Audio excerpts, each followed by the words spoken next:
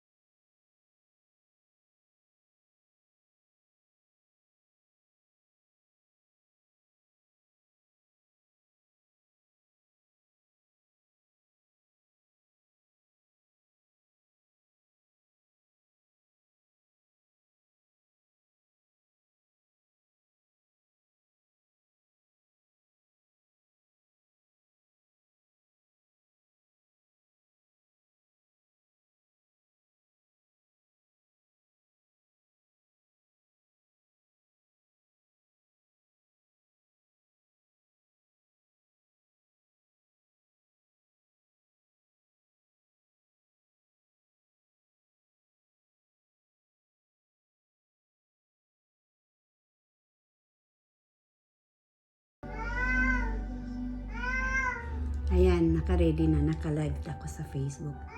Good morning guys! Ayan, andito ulit ang Lola. Dahil kakain na naman tayo ng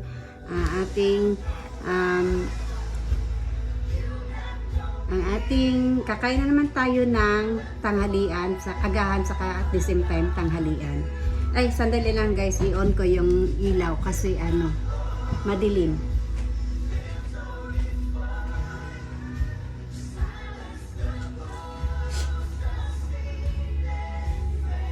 Ayan. I-share ko ulit sa inyo guys yung aking meal for today, healthy meal for today. Meron tayo ritong salmon belly. Ayan. Meron tayong egg. Meron tayong thinly sliced pork belly. Then sa ating veggies, meron tayo ditong cauliflower. Meron tayong ano pang tawag dito? Meron tayong iba-ibang klaseng leafy veggies. Meron tayong tomato, meron tayong carrots, meron tayong cucumber, cauliflower, at saka ano pang tawag dito? Nakalimutan ko na, pagpasensyahan nyo na. Ayan, ito po yung ating meal for today, healthy meal for today. And join me eating guys. Let's eat. Baby, tamate, yung aking miming ay nagpalalabas daw.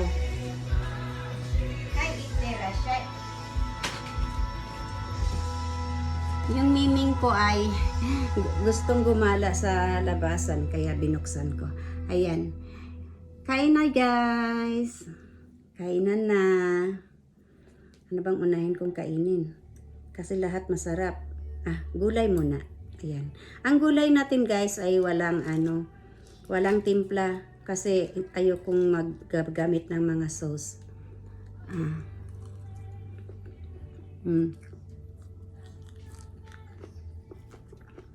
Lagyan ko na lang pala ng mayonnaise kasi yung mayonnaise naman natin ay pang low carb.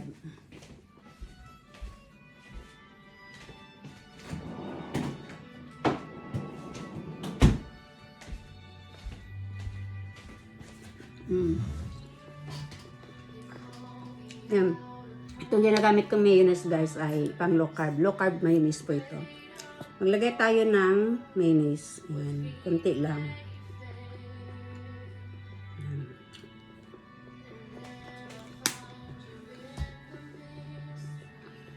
Ang ilaw naman, ang liwanag. Ayan. Yan lang.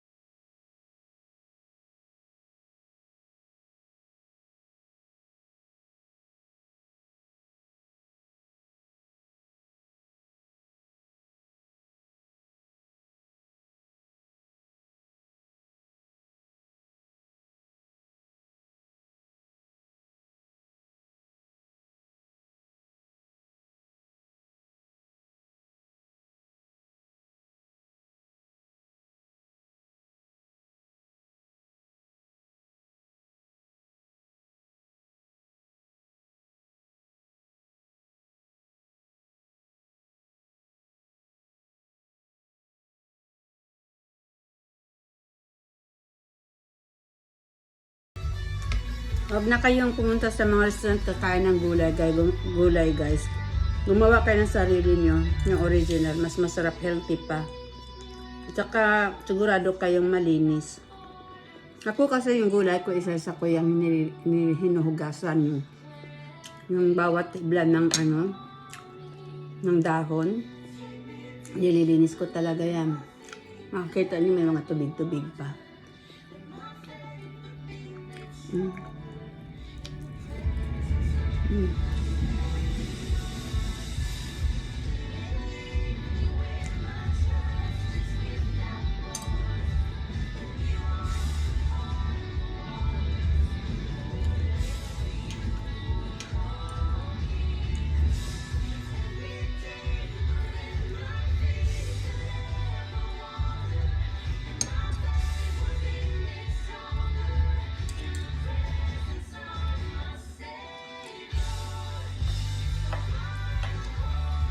Ito pala yung aking guys, dessert. Chia seeds po ito guys, binabad ko siya sa almond milk. Baka ng almond milk kasi parang kulang.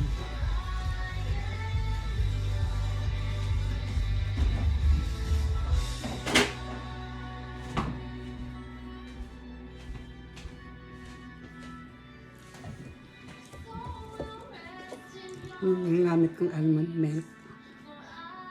Almond milk guys, binabad ko siya rin. Yan ang pinagbabaran ko ng aking chia seeds.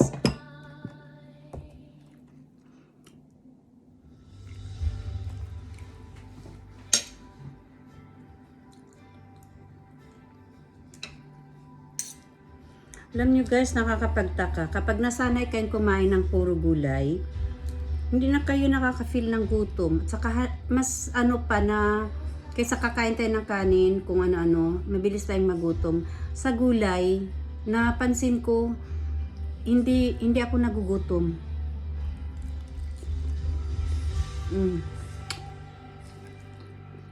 At saka dati akong constipated, ngayon hindi na, araw-araw na ako nagdudumi. Kaya, suggest ko sa inyo guys, kumain kayo ng maraming gulay. At mga healthy foods like protein na, mga karne. Ang iwasan niyo lang talaga para healthy tayo yung kumain ng maraming rice. Kasi super, yun matamis. Yun ang bibigay sa atin ng sakit.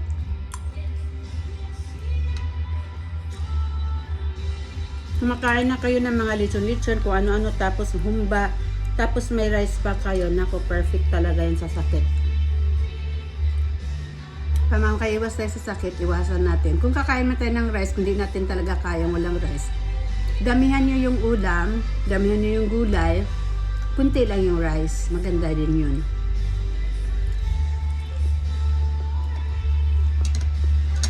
And guys, bye-bye.